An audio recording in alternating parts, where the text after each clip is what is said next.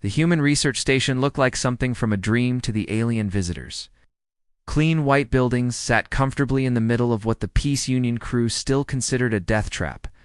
Humans walked around in light clothing, completely relaxed, while deadly insects buzzed overhead and poisonous plants grew right next to the walkways. Dr. Chen led Captain Vex and his team into the main laboratory. The building was cool and comfortable, but Vex noticed that the humans had barely changed the environment at all. They were living in harmony with their dangerous world instead of hiding from it. "Please sit anywhere you'd like," Dr. Chen said, gesturing to chairs that looked far too sturdy for normal use. "Can I get you anything to drink? You have water, coffee, tea, or maybe some fruit juice?" Dr. Kella's crystal body flickered nervously. "What is coffee?" "Oh, it's wonderful," said a young human scientist named Dr. Park. "It's made from roasted beans and gives you energy. Here, try some." She handed Dr. Kella a steaming cup. The alien scientist took one careful sip and immediately started coughing. The liquid was so strong it felt like drinking liquid fire. "Too strong?" Dr. Park asked with concern. "Sorry, we humans tend to like our drinks pretty intense. Let me get you some water instead." Dr. Chen pulled out a strange device and aimed it at Lieutenant Rax. "I hope you don't mind, but I'd love to run some basic scans. We've never met other intelligent species before, and we're curious about how different our biology might be." The device hummed quietly as it worked. Within minutes, Dr. Chen was staring at the results with wide eyes. "This is incredible," she whispered. "Your bone density is only a fraction of ours. Your muscle mass is so much lighter, and your nervous system, it's so delicate and refined." Captain Vex felt uncomfortable. "Something wrong with us?" "Wrong? No, not at all." Dr. Chen looked excited. "You're perfectly adapted for your environment. It's just that, compared to humans, you're built for a much gentler world. Your bodies are like works of art, elegant and precise." Dr. Park looked at her own arm thoughtfully. "I guess we humans are built more like construction equipment, heavy-duty and tough. But how do you survive here?" Dr. Kella asked.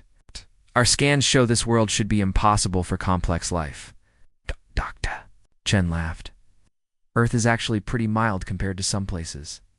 Last month, a research team spent 2 weeks in Antarctica. That's a continent covered in ice where the temperature can drop to -40 degrees. And next month, we're sending a team to study an active volcano." The alien stared at her. "In horror, you voluntarily go to these places?" Captain Vex asked. "Sure, they're fascinating," Dr. Park added. "Some humans even do it for fun. My brother just got back from climbing Mount Everest. That's our tallest mountain. The air up there is so thin you can barely breathe, and the cold can freeze your skin in minutes. And he did this." "For entertainment?" Lieutenant Rax whispered. "Well, for the challenge and the view," Dr. Chen explained. "Humans like pushing themselves to see what they can accomplish. It makes us feel alive." Just then, alarms started ringing throughout the station. The aliens jumped in panic, but the humans just looked mildly annoyed. "What's happening?" Captain Vex shouted over the noise. "Looks like we've got a storm coming in," Dr. Park said, checking her computer. "Category 3 hurricane. We'll need to secure the outdoor equipment." Dr. Chen stood up calmly. "Sorry about this. We'll need to take care of some storm prep, but you'll be perfectly safe inside. These buildings are designed to handle much worse weather than this." As the humans walked outside into what was clearly becoming a dangerous storm, the aliens watched through the windows in amazement. The wind was strong enough to knock down trees, and rain fell like bullets from the sky. But the humans just put on light jackets and went about their work as if nothing unusual was happening. "They're walking around in a natural disaster like it's a light breeze," Dr. Kella whispered through the window. They watched Dr. Chen help carry heavy equipment that would require machines for most species to move. She was laughing with her colleagues as the wind tried to knock them over, acting like the life-threatening storm was just a minor inconvenience. When the humans came back inside an hour later, they were wet but cheerful. "So sorry about that, Doctor," Chen said, toweling off her hair. "Where were we?" "Oh yes, you were asking about how we survive on Earth." "But you just survived a catastrophic weather event," Captain Vex said in amazement. Dr. Park looked confused. That was just a regular storm? You should see what happens during tornado season. Now, those are exciting. Doctor? Chen pulled up images on her computer. Here, let me show you some of our recreational activities. Maybe that will help explain human culture? The first image showed humans jumping out of aircraft with fabric wings. This is skydiving, Dr. Chen explained. People jump from planes for fun.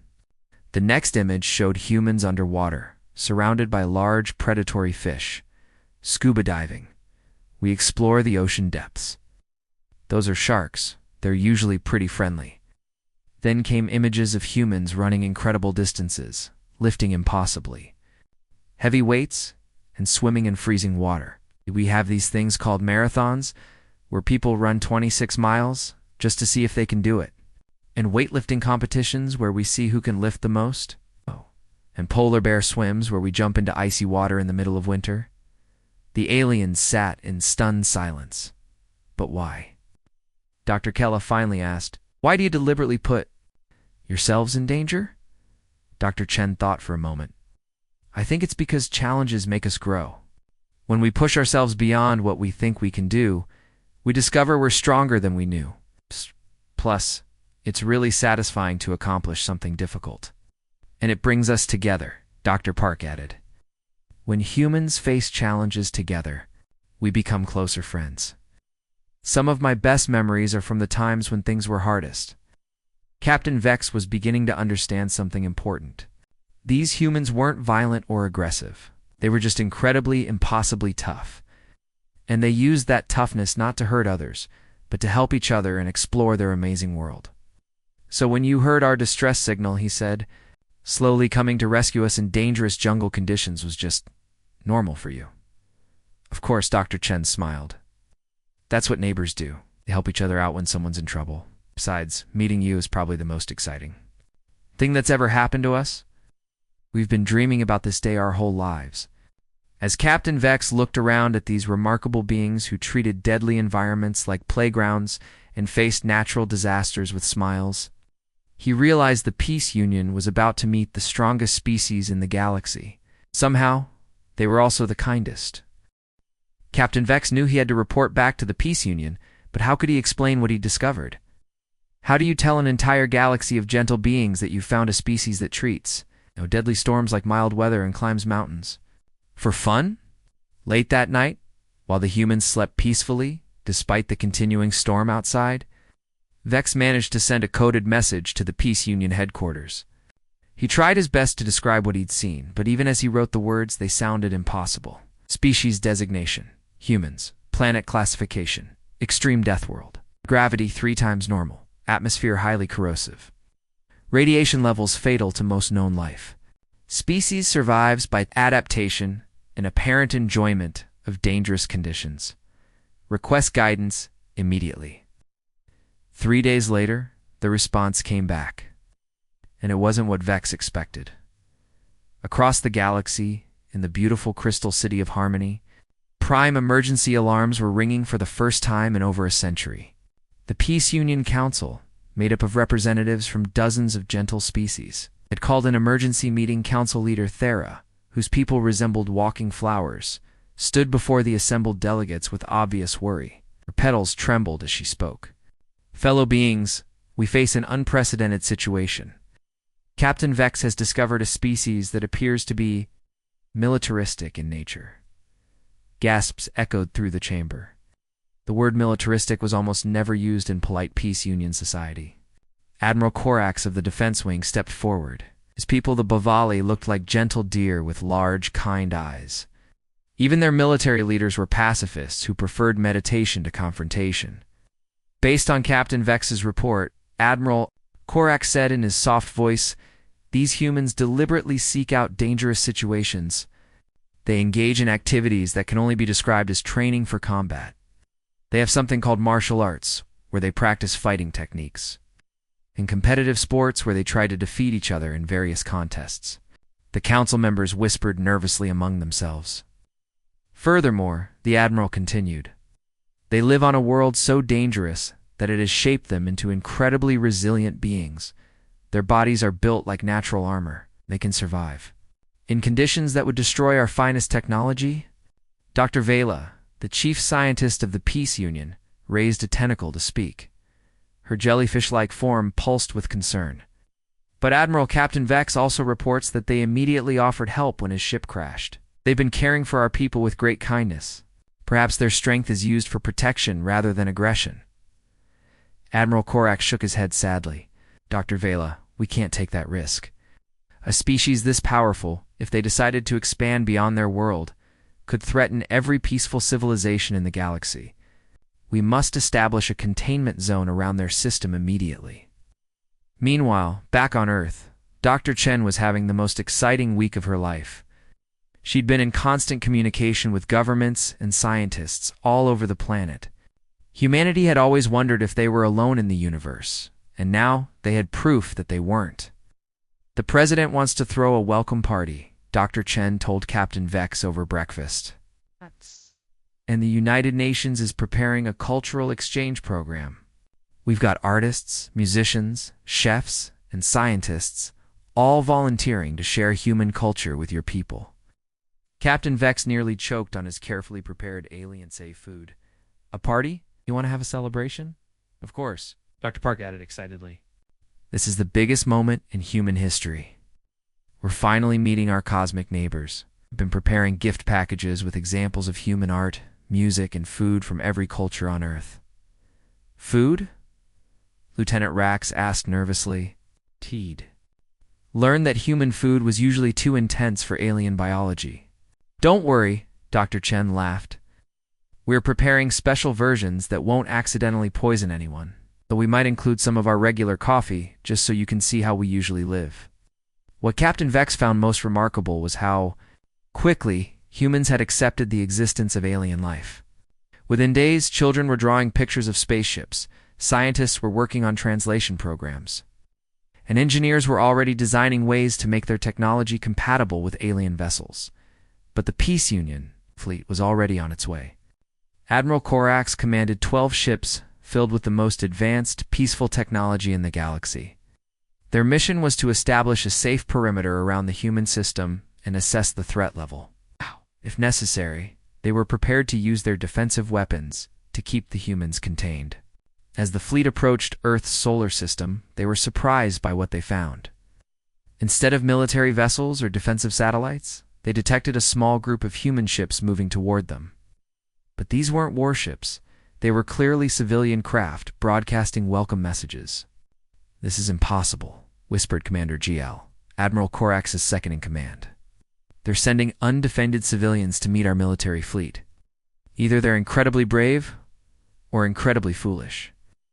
The human ships were broadcasting in multiple languages, including several Peace Union dialects that they'd somehow learned from Captain Vex's communications. Greetings, friends from the stars, came the transmission. We are honored by your visit to our solar system. We've prepared cultural gifts and would like to invite you to a peaceful meeting. Our scientists are very excited to learn about your civilizations. Admiral Korak stared at the transmission in confusion. Where were the threats? Where were the demands? Where were the military postures that should come from a species of Deathworld warriors? Sir, reported his communications officer, they're also sending us music, and what appears to be pictures drawn by their young ones. The pictures show humans and various alien species holding hands under rainbows. They're sending us children's artwork. Admiral Korax asked in disbelief. Yes, sir, and sir. One of their ships appears to be carrying actual children. Our scans show juvenile humans on board, apparently on what they call a field trip to meet aliens. This information sent shockwaves through the Peace Union fleet. What kind of species brings their children to a first contact situation with an unknown military force? Back on Earth, Dr. L. Chen received an urgent message from the approaching fleet. It was a formal warning to maintain distance and prepare for quarantine procedures. She looked at the message with confusion, then called an emergency meeting with world leaders. I think there's been a misunderstanding, she told the assembled presidents and prime ministers via video call. They seem to think we're dangerous. We're treating this like a military situation instead of a peaceful first contact. The president of Brazil shook his head with a gentle smile. Dr. Chen, maybe they're just being careful. After all, we are probably very different from them. Let's show them who we really are. And so humanity did what they always did when faced with a misunderstanding. They tried to communicate, share, and build bridges. Dr. Chen sent a personal message to Admiral Corax. Dear Admiral, we understand you might be concerned about us. We know we're probably very different from the species you're used to meeting, but we want you to know that we come in peace. We've dreamed of meeting other intelligent life for generations, and we hope we can be friends. Would you like to come? Down for dinner? Promise the food will be safe for your biology, and we'd love to learn about your cultures. When Admiral Corax received this message, a dinner invitation from what he'd been told were dangerous Deathworld warriors, he realized that everything the Peace Union thought they knew about humans might be completely wrong. Admiral Corax had never been so confused in his entire military career. His fleet of 12 ships hung in space near Earth, armed with enough defensive technology to protect an entire star system. But instead of facing an aggressive enemy, he was looking at what appeared to be a floating welcome party. The human ships were small and clearly civilian, had colorful decorations painted on their hulls. Their communications were filled with cheerful greetings in dozens of languages. Most shocking of all, the humans had actually brought children with them. Admiral, his communications officer, reported nervously, "The human children are waving at us through their ship windows, or holding up signs that say, 'Hello, space. Friends, and welcome to Earth.'" Admiral Corax rubbed his temples with his hooves. His people, the Bovali, were peaceful by nature, but even they understood basic military protocol.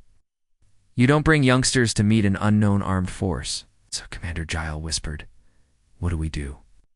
"Our orders were to establish a quarantine zone, but they're treating this like a neighborhood celebration." Before Admiral Corax could answer, a new transmission came from the human ships. This time, it was a live video message showing a middle-aged human woman standing on the bridge of her ship. Behind her, Admiral Corax could see human children drawing pictures and adults preparing what looked like gift boxes. "Hello, Admiral." "Corax," the woman said with a warm smile.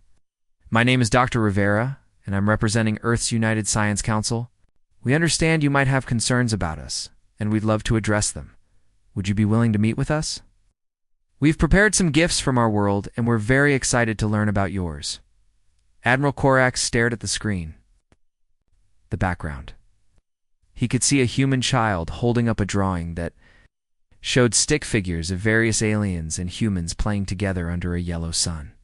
"This is unprecedented," he muttered to himself. Commander Gile leaned closer. "Sir, they're not acting like any military force I've ever studied. They seem genuinely happy to see us." Just then, Lieutenant Zack, a young Bovali officer, accidentally bumped into the weapons console. A warning beam shot out from their ship, a standard defensive measure that was supposed to signal caution to approaching vessels. The beam struck one of the human ships, causing minor damage to their communications. Array, Admiral Corax's heart sank. An accidental weapons discharge during first contact was exactly the kind of incident that could start an interplanetary conflict. He waited for the human response, demands for apologies, threats of retaliation, or at least angry protests. Instead, the human ships immediately changed formation. But not in the way Admiral Corax expected. The undamaged human vessels quickly surrounded their damaged companion and began rescue operations. Within minutes, small repair craft were flying between the ships, fixing the communication array.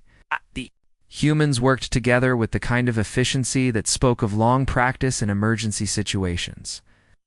"Admiral Corax," came Dr. Rivera's voice again, now with some background static from the damaged equipment. "We see you've had a weapons malfunction. No worries at all, these things happen with complex technology. Is everyone on your ship okay? You need any technical assistance?" Admiral Corax couldn't believe what he was hearing. The humans had just been accidentally shot at, and their first concern was whether the aliens who shot them needed help. "Dr.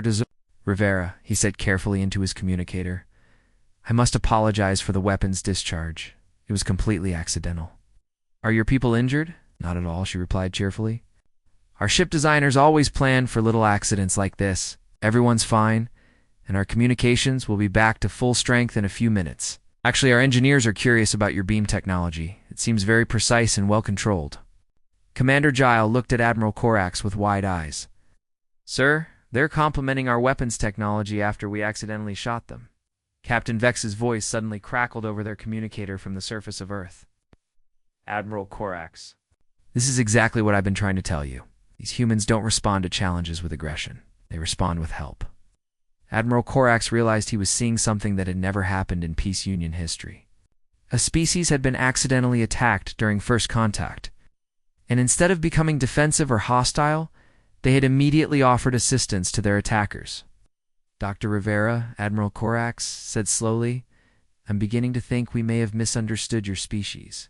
Oh, I'm sure there are lots of misunderstandings. Dr. Rivera laughed. That's why we're so excited to talk with you. Humans love learning about different perspectives. Plus, our children have about 1 million questions about space travel and what your worlds look like. Over the next several hours, Admiral Corax found himself in the strangest military situation of his career. Instead of establishing defensive positions, his fleet was gradually being invited to a massive show-on-tell session. The humans sent over detailed information about their technology, not as a threat display, but as educational material. They shared their art, music, and even recipes adapted for alien biology. Most remarkably, they sent video messages from children around Earth, asking innocent questions about alien daily life. Do you have pets on your world? Asked one young human. Girl. What games do alien kids play? Wondered a boy from another continent. Are there alien ice cream flavors? Came from a group of giggling children.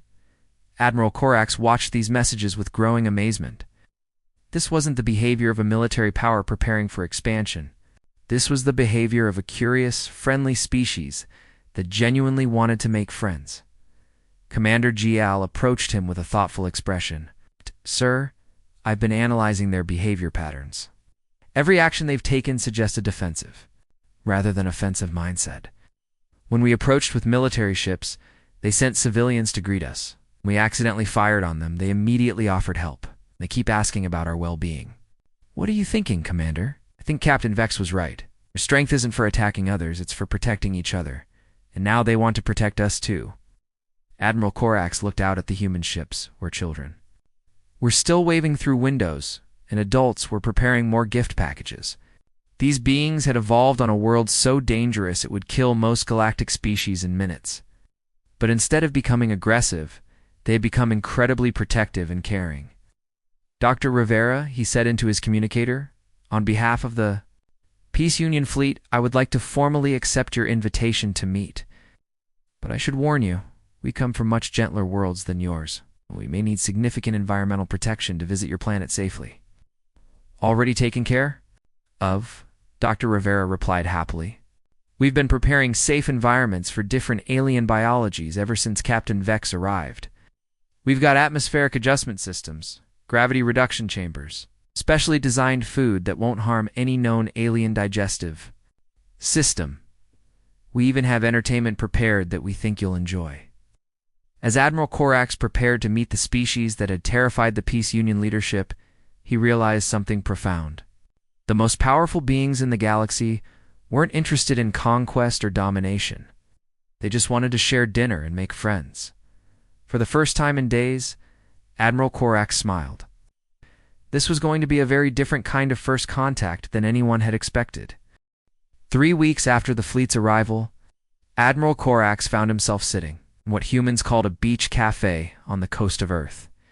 He wore a special environmental suit that regulated temperature and atmosphere, but he could still feel the incredible energy of this world around him.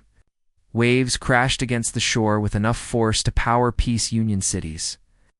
Yet human children played in them like they were gentle rain puddles. Dr. Rivera sat across from him, sipping something called coconut water while her colleagues worked nearby. The Admiral still couldn't get used to how casually humans treated their dangerous environment. Just that morning, he'd watched Dr. Chen go for what she called a morning jog through terrain that would challenge Peace Union military vehicles. Admiral, Dr. Rivera said thoughtfully, I've been thinking about something. You mentioned that your Peace Union has trouble exploring certain regions of space because they're too dangerous for most species. Admiral Corax nodded sadly. There. Our entire star systems we can't reach because of radiation, extreme gravity, or hostile environments. We've lost contact with several colonies that established themselves in challenging locations. We simply don't have the technology or biology to help them." Dr. Rivera's eyes lit up with interest. "What if we could help with that? I'm not sure I understand." Dr. Rivera called over Dr. Kim, a young human engineer who had been working on adapting human technology for alien use. Dr. Kim carried a tablet showing star charts and environmental data.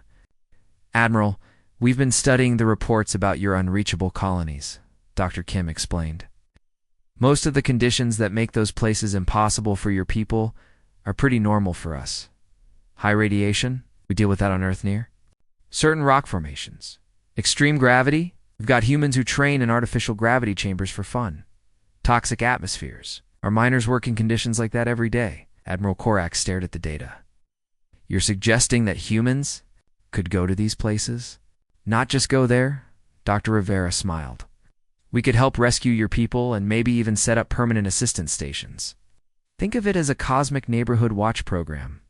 The idea was so simple and so generous that Admiral Korax felt his worldview shifting again. These incredibly powerful beings weren't offering to use their strength for conquest. They were offering to use it for rescue missions. "But why would you do this?" he asked.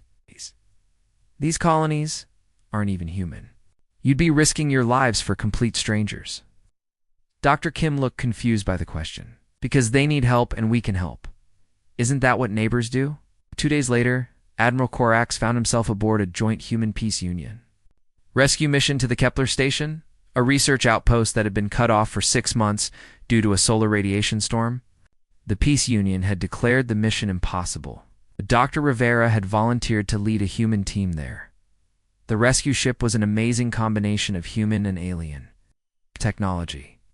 The peace union had provided advanced navigation systems and peaceful contact protocols, while the humans had contributed their incredibly robust life support systems and what they called heavy-duty everything. As they approached Kepler Station, Admiral Korax watched the human crew prepare for the mission. They moved with the calm confidence of people who regularly dealt with dangerous situations. Their equipment was built to withstand conditions that would destroy most Peace Union technology.